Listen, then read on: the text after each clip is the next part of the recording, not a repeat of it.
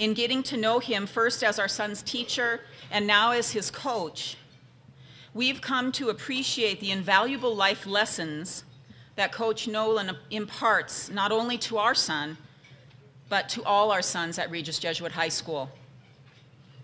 We are so blessed to have you here. Ladies and gentlemen, please join me in welcoming Coach Mark Nolan.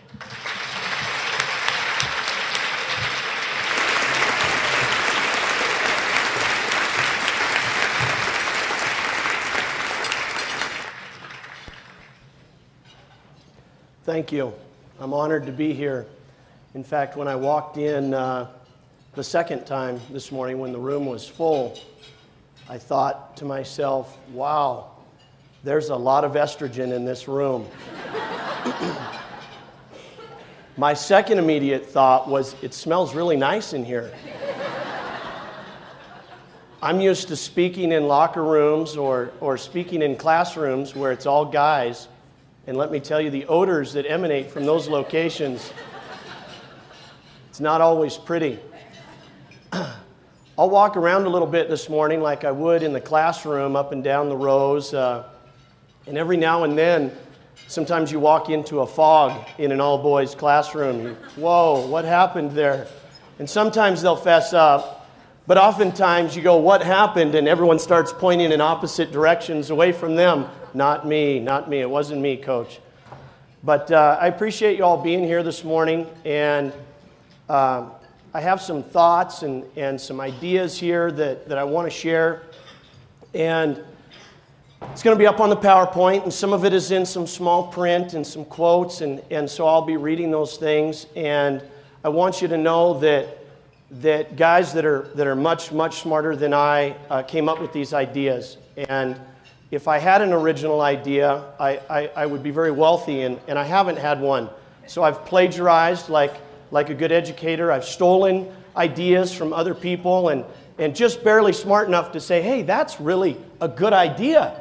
I think we'll employ that. So in large part, the talk is about that. Regis Jesuit, a man factory. And of course, we all know that. We all know that a Jesuit education is process of boy to man. And it being a man factory is really an exciting adventure with heroes and heroic deeds. And in large part, we live in a world that has heroes and heroic deeds. But we obviously also know that we live in a fallen world. And what do we need to know in order to produce a man? And the third kind of topic or subject that we're going to cover this morning is, well, what are we doing to produce a man? What are we doing in a Jesuit education to produce a man? A man from what was a junior high boy, and when he finishes with us in that 4-year education, what does that look like? What can be done? Wild at heart, and if you look at the very bottom in very small print, John Eldredge. And if you haven't had the opportunity to read his series of books, I would highly recommend it. He's a Christian psychologist who lives in the Colorado Springs. Awesome books about really the process that we're talking about this morning. And for those of you that maybe struggle with your vision from certainly anywhere in the room here, I'm going to read this aloud. Eve was created within the lush beauty of Eden's garden. But Adam, if you'll remember, was created outside the garden in the wilderness. In the record of our beginnings, the 2nd chapter of Genesis makes it clear.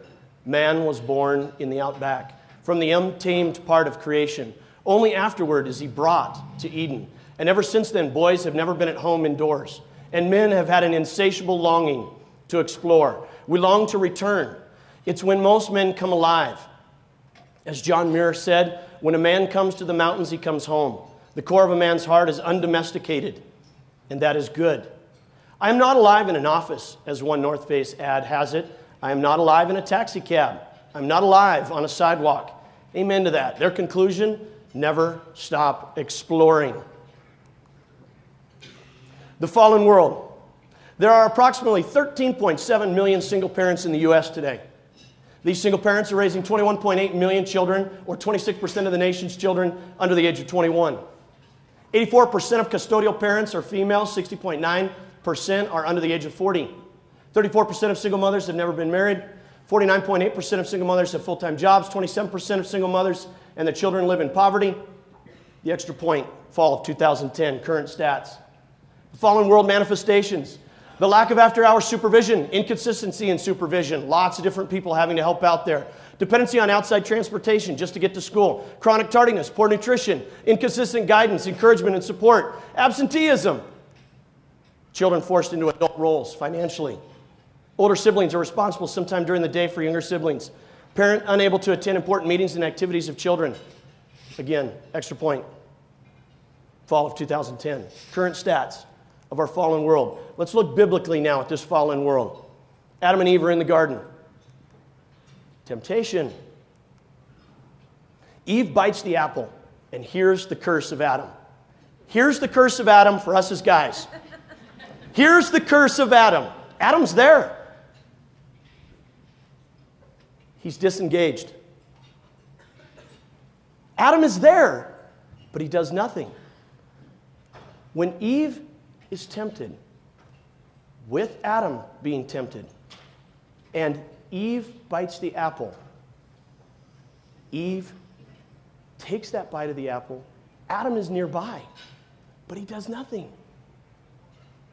He doesn't stand at that moment for social justice. He doesn't stand at that moment courageously and ferociously to fight for the heart of his wife. At that moment, he's disengaged.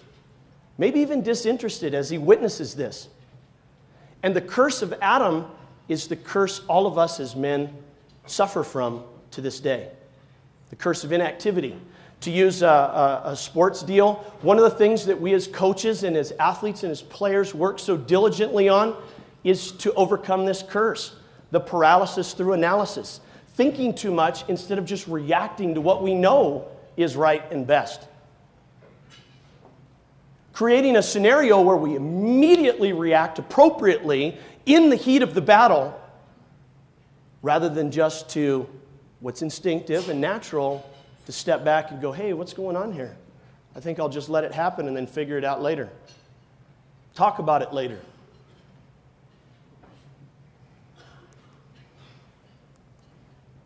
The wound. We've talked about the curse of Adam, but now let's look at kind of the heart of the man and what happens here. As men, or a company of men, we work with young boys in teaching them almost through a ritualistic practice and certainly through a Jesuit education, a process of teaching them how to be men. But somewhere along the line, all of us as men, all of us as women, all of us as adults, and some of us even as children, we suffer the wound. And the wound is typically from the man. Maybe a father figure, maybe the dad, maybe a stepdad, maybe a grandpa, the wound. And the wound is hurtful. The wound wounds the heart of the man. And the wound is something that must first be identified. And for some of us, it's very apparent. And I'll get to that here in just a moment. And for others of us, it's going to take a little bit of time to figure out, well, what is my wound? Knowing the curse of Adam, what's my wound? How have I been wounded? Identifying it, forgiving the person that has dealt this wound to us is crucial as a young boy, as a boy in becoming a man. There are lots of 40, 50, 30, I'm just throwing numbers out, but there are lots of grown people who are not men, they're still boys. They're 40-year-old boys. They haven't dealt with the wound yet. And they need to identify it in order to become a man. Now, I've heard, and we've all read, we've all heard, some people say about society, well, where have all the men gone? Where's the man that's going to fight for the heart of the woman? That's going to fight and stand for what's right? Well, where did they go? Well, to a certain extent, our society has asked them to be women. Asked them to become more feminine, to simply be nice, to simply do things and play nice in nice ways. And there's a time and place for that. But there's also a time and place for man to be ferocious. For man to be like our Lord and Savior, not just a lamb, but a lion. And to do so with courage and bravery. The wound. The story of Adam's fall is every man's story. It is simple and straightforward, almost mythic in its brevity and depth. And so every man comes into the world set up for a loss of heart. Then comes the story we are much more aware of, our own story. Where Adam's story seems simple and straightforward, our own seems complex and detailed. Many more characters are involved, and the plot is sometimes hard to follow. But the outcome is always the same, a wound in the soul. Every boy in his journey to become a man takes an arrow in the center of his heart, in the place of his strength, because the wound is rarely discussed, and even more rarely healed. Every man carries a wound, and the wound is nearly always given by his father. The next step is the question. The question. And for anyone who's had a younger cousin, anyone who's had a younger sibling, all of us that are parents, we can see it in our young boys. The question isn't a one-time question. It's a lifetime of question until the boy becomes the man. And that question here, it's the question, the one every boy and man is longing to ask. Do I have what it takes? Am I powerful? Until a man knows he's a man, he will forever be trying to prove he is one, while at the same time shrink from anything that might reveal that he is not. Most men live their lives haunted by the question or crippled by the answer that they've been given if they weren't given the answer from a real man, from a pretender, a poser, a guy who hasn't dealt with his own wound and then tries to answer the question for a young boy when he's asked. Now, as men, we have a great opportunity. We have a great challenge, a great responsibility to answer that question by being engaged, by being actively involved. And as young men, we got to deal with this, the question. And every time my son wants to wrestle at age 2, I'm sitting on the couch and he comes up with a paper towel cylinder and hits me in the back of the head, and he says, at 2 years old, got you, got you, got you. He's asking the question. He's asking the question at age 2. Do I have what it takes? He wants me to be engaged with him, of course. He's attacking me. He wants to know that he's strong at age 2, that he's got what it takes. So, of course, we wrestle. And, of course, he throws me around, and he loves that at age 2. The question cannot be answered one single time. It's a question that has to be answered over a process of time. The call to action. In each young man's life, there has to be a male role model, father figure. This person can be a dad, a stepdad, a coach, a teacher, an uncle, a grandpa. The list goes on. This person needs to be in a position to provide adventure and an element of danger, and therefore will be capable of answering the question. If we go back to that stuff that we covered earlier about Genesis, man longs for that stuff. Boys long for that. They love that stuff. You provide that stuff, or better put, moms, you allow for that stuff to occur. You're allowing them to stretch themselves and to grow and to be around men that can answer that question for them. On the flip side, while our father or male role model will answer the question, it is our mother who supports, embraces, and provides emotional and physical love. It is our mother who we often turn to when we need encouragement.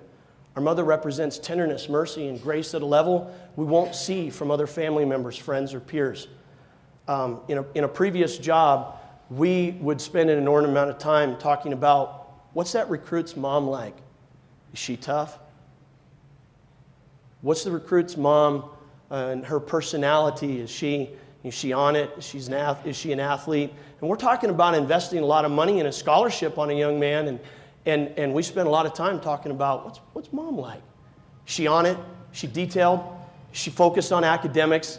Does she have the heart of her son's, big picture type things really in mind? Or is she just concerned about athletics, or just concerned about this, or just concerned about that? What kind of mom is she? We wanted to know, because that's a great indication of what that guy is going to be like. What that guy is going to be. A mother and father's love. My aunt used to always say this, and she still will if the subject comes up. I've heard it too many times. A mother loves her children as she was created by God to be God's tenderness. Therefore, a mother treats her children like the world should. Like the world should. But a father loves his children more in line with how the world will. And that was the case in my house. That was the case in my house. In the good times. Speaking to the wound, I want to share a Cliff Note version of my wound. My father comes from a long line of drunk Irishmen. And the results of that drunk Irishman family history is that it was an alcoholic situation. So there was verbal abuse, there was physical abuse. Saw it against me, saw it against my brother, saw it against my mom. Not happy about it. Not happy about it at all. That's my wound. That's the wound that I had to confront. That's the wound that I had to forgive my father. Can't forget it. It's not how this world works. But had to let go of it. Had to forgive my father and tell him so. And God bless him, he's passed away. Unfortunately, I had the time and the sense to get that done before he passed away. That's my wound. I had to deal with that like any one of us as men has to do in order to kind of graduate to those next steps. And unfortunately for me, it took me a really long time after college before I was able to do that. There are so many opportunities at Regis Jesuit for us in all sorts of different arenas and pathways to deal with the wound, to answer the question in all of those areas.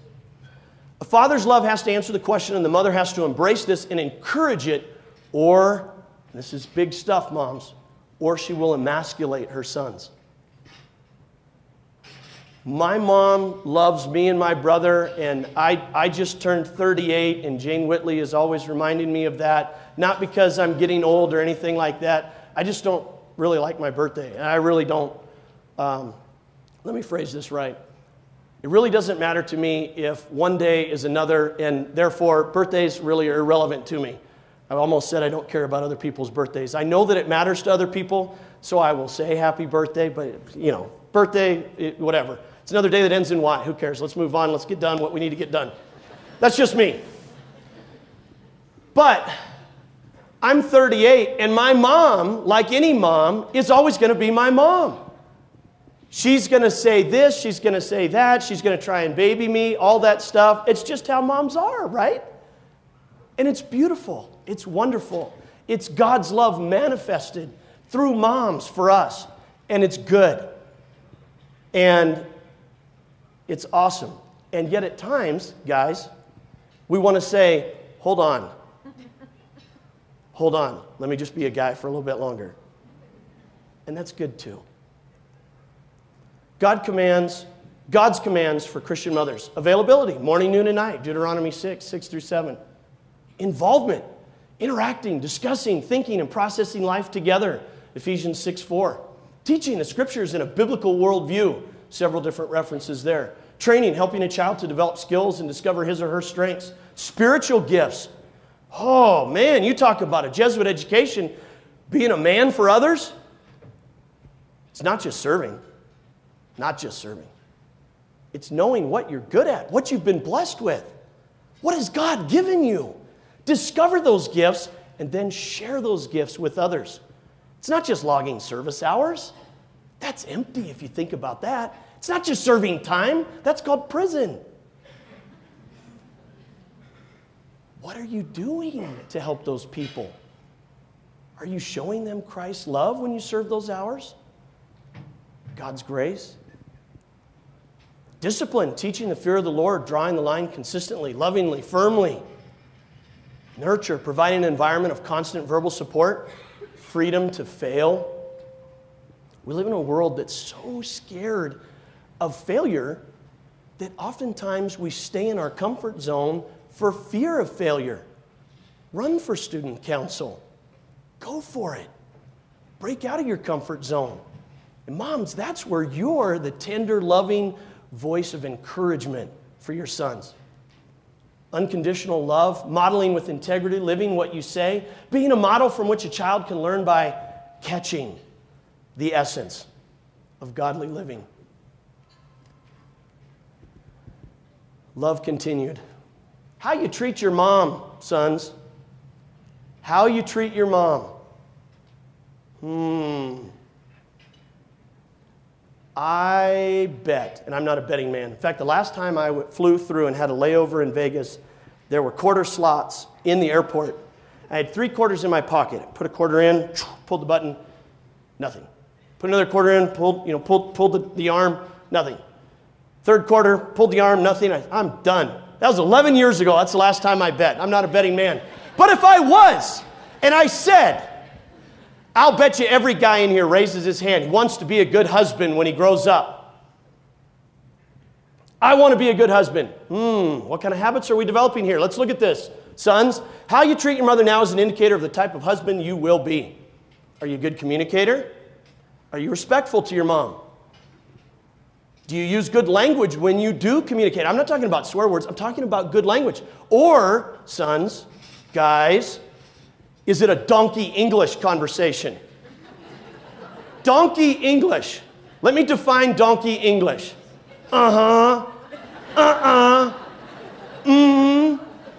Do you grunt when you communicate, guys? No good. That's fine when it's just us guys in the locker room. That's good. We can cover a lot of ground and solve all the world's problems with donkey English when it's just guys. But that's not how your moms communicate. That's not how the world of women communicate, guys. So you have to step out of your comfort zone, and they don't want the right answer. They want your answer. How was your day? No good. No good. That's not good enough. In fact, even if you use English and not donkey English, they say, how was your day? Good. They want to know your answer, not the right answer. What did you do? What did you have for lunch? What did you wear for PE class? They want to know all the fine details, guys. Just answer the questions in detail. Guys, if you talk rude now, sigh and complain, and you don't answer questions, don't talk, these characteristics will grow with you into manhood, and they'll mark the sort of relationship and communication that you'll have with your future wife. And obviously, that's a problem.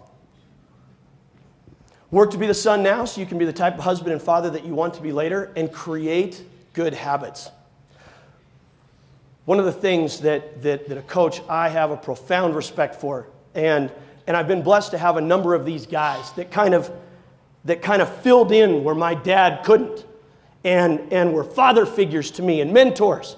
And one of them is now passed away, and 2 others that I would consider to be father figures for me. I'm fortunate enough to still be able to communicate with them, and they disciple me and they mentor me in ways that makes me emotional now to talk about.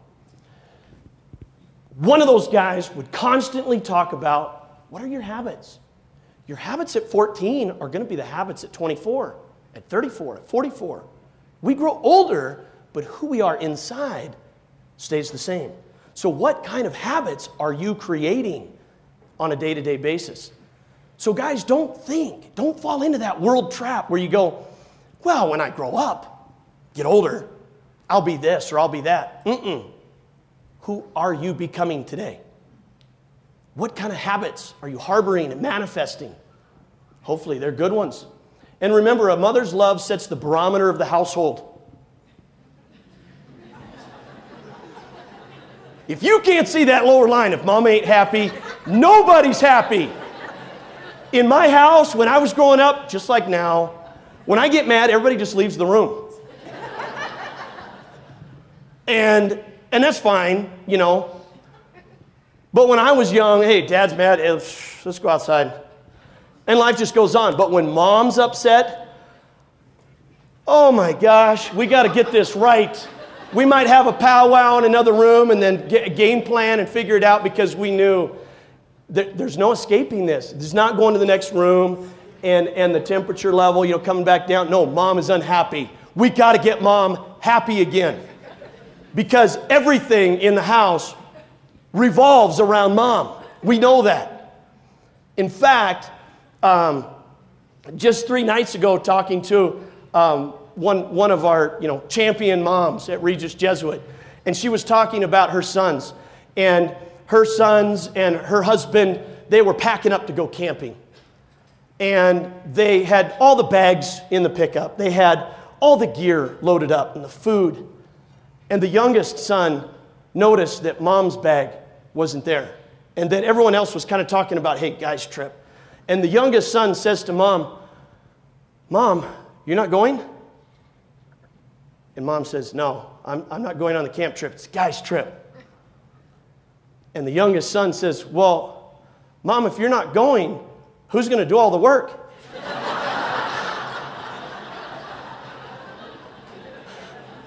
We're all laughing because we know it's true. We know that's how it goes.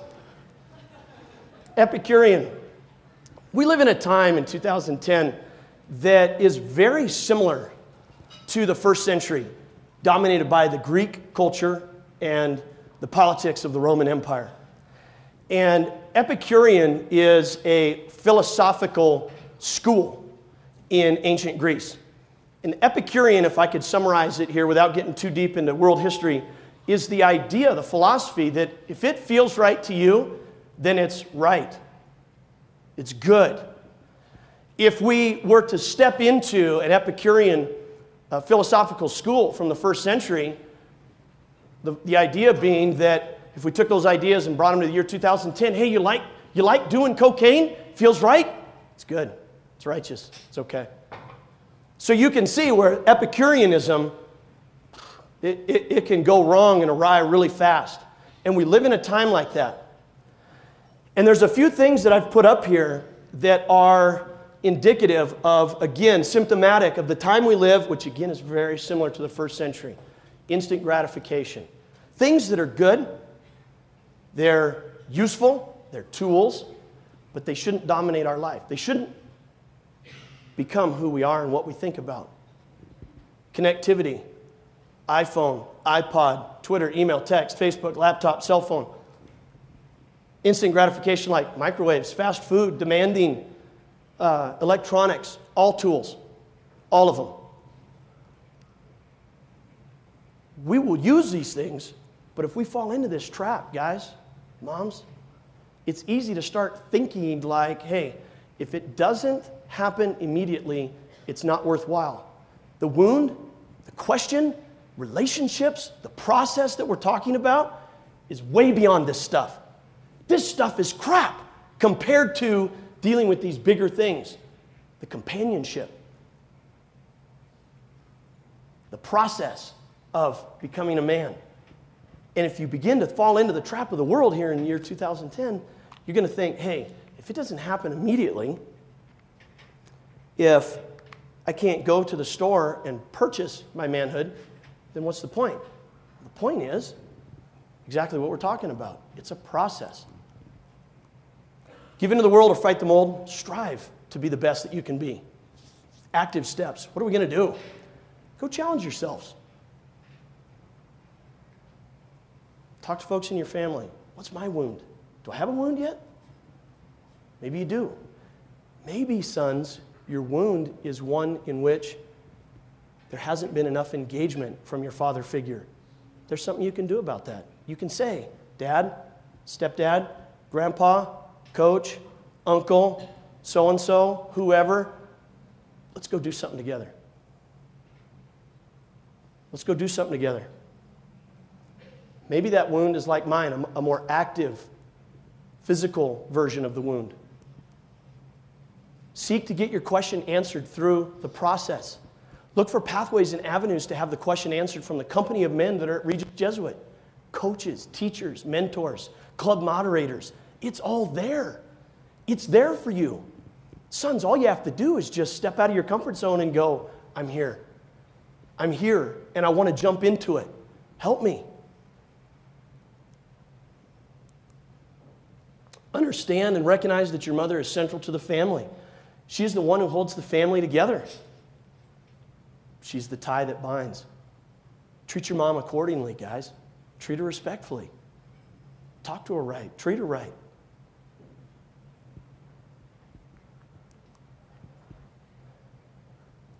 what to do, guys, go out for a sport. At the very least, go out for a sport that's a non-cut sport. If you're already doing that, or you're already involved in a sport, go out for another one. Why not? Let yourself be mentored by the men and the women that are at Regis Jesuit. Fail. Succeed. Go for it. Try out for the solo in choir. You're in choir? Go for the solo. Stretch yourself. Go for it. And moms, encourage them to do it. Moms, look for those opportunities for your sons and say, hey, go do this. Some of the best conversations I have at home with my wife, I don't say a word.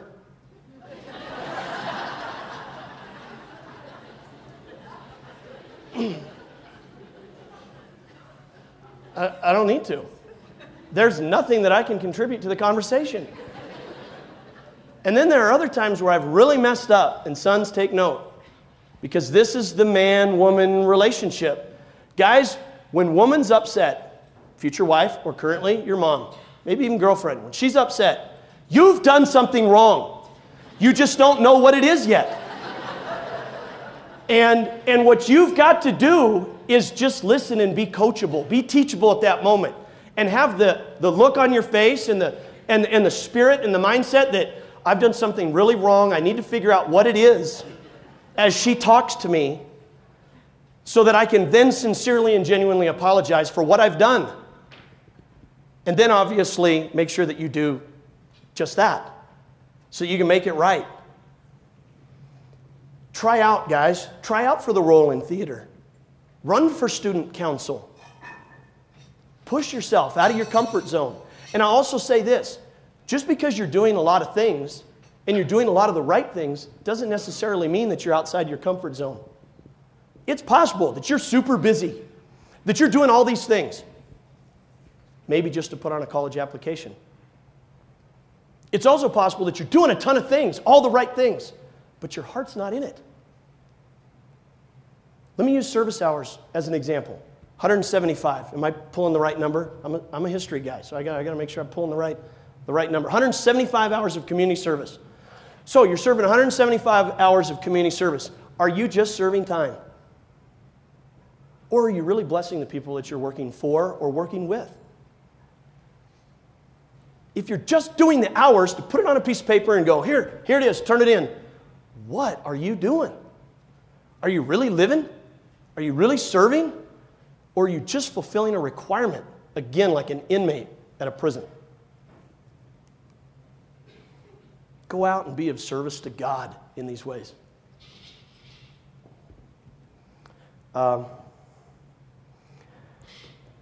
This process that we're talking about takes a certain level of initiative and confidence. And as human beings, we're typically not those things. We're overly critical. We have lots of thoughts of self-doubt. And that's where moms, you're hugely instrumental in your sons' lives. You can do it. Go talk to so-and-so. Go do this. Go do that. And sons, listen to your moms. They're pointing you in the right directions. Go talk to so-and-so. Go try out for this or that. Why not? Don't be afraid of failure. Why not? Go for it. It's the process we're talking about. One of my good friends, I had an opportunity to coach with him. It's been 15 years ago now since we were on the same staff together. He was born with 9 toes, and he was born without hands. So if you can imagine where the lower arm ends and the wrist is, that was it. He just had stumps, has stumps. And he's an incredible person. And his name is Mark Speckman. He's currently the head football coach at Willamette University. And the only 2 things that he cannot do is tie a tie and tie his shoes. He can type on a laptop computer. He can balance a whiteboard pen on his hand, and it's mesmerizing to watch him teach and coach and talk because he can seemingly balance that thing and gesture and talk, and then when he's ready to write on the board, then hold it with his stumps and write on the board. He can throw a spiral with a football. He can play a trombone. He can play baseball. He can do all sorts of things without hands. And from day one, his parents took on the mindset with him that no excuses. Figure it out. Figure it out. Life is a challenge, whether you have hands or not. We're not going to make excuses. Figure it out. Get it done. Let's go. One of the things that he often will talk about is when he was in elementary school, his brother came home after trying out for baseball and had his baseball uniform on. And Mark Speckman saw his older brother with his baseball uniform. He goes, "That's cool. I want to go out for baseball." And so Mark Speckman decided at that point, he said, "Hey, big brother, let's go out in the backyard and play catch." So big brother says, "Here's a glove." And Mark Speckman takes the glove and he throws it down on the ground. He goes, "No, it's a base." And his big brother goes, "No, it's a glove. You put it on your hand, your stump, and then you use the glove to catch the ball." And like this with his stump. He goes, "That's a base. It's not a glove." So his older brother throws the ball at him, and Mark Speckman, figuring it out in all of, lower level elementary school, he stops the ball with his chest and picks it up with his hands and throws it back to his brother. So after he's been hit several times, as any good football coach, he goes, "That hurts. I'm going to switch." So he takes the base and he puts it on his hand, and every time his brother throws the ball, he holds that stump up there with the glove on the end of it. And the ball, of course, hits the glove, knocks the glove and ball off his stump. He doesn't have fingers, of course, to hold the glove in place. So then he decides, okay, well, I'm going to hold the glove, and I'm still going to take the ball on the chest and slam the base/glove off and throw the ball back to my brother. And so anyway, they do this for a while longer, and later that night, he's got his shirt off, and his dad sees him, and he goes, "What the heck happened to you? Who beat you up?" And he goes, "What are you talking about? We're playing baseball in the backyard." Because he's got these bruises all over his chest from the baseball. And he goes, "Let's figure this out. Let's talk about what we're going to do here." Long story short, he figured out that if he could hold one side of the glove with a stump and hold the other hand inside the stump, he could open it, catch the ball with his two stumps, and then trap it in the glove and pull the ball out of the glove, drop the glove, and then throw the ball back to his brother. So between his dad looking for ways to engage, to work with him, to help him, Mark Speckman's parents figured it out with him, for him. And they broke out of the comfort zone because of that. Mark Speckman, great guy, fun guy. One other story about him and his lack of hands. He played football at a very high level. He played for Azusa Pacific in California and was a small college All-American linebacker without hands. And on one particular occasion, and any of us that's been in athletics, we know that if anyone's related to an official, I apologize. Before I go any further, I apologize. If you're related to an official, there's just a certain person that says, "I want to put those stripes on and be an official." And as a coach, I stereotype all of them. But anyway, Mark Speckman is in a college game, and he's just completed a good play, and he made a play on a ball as a linebacker, and he's getting his group into the huddle, and like this table, he's starting to call the next play for the defense, and he hears the officials talking about the flag they just threw, and he hears them saying, "Hey, it was defensive holding on 56. Well, that's Mark Speckman's number, 56, on his jersey. And Mark Speckman stops from calling the defense, and he turns to this huddle of officials, and he says, "Holding?" He goes, "I have no hands. How can I hold?" And the official looks at him and looks at his lack of hands and says, "It's holding anyway." That's who we're dealing with when we're talking to officials. You can see why sometimes we get frustrated. So, guys, gals, appreciate your time. Thank you for the opportunity to be here this morning. Hope you had a wonderful time here at Mother-Son Mass. Thanks.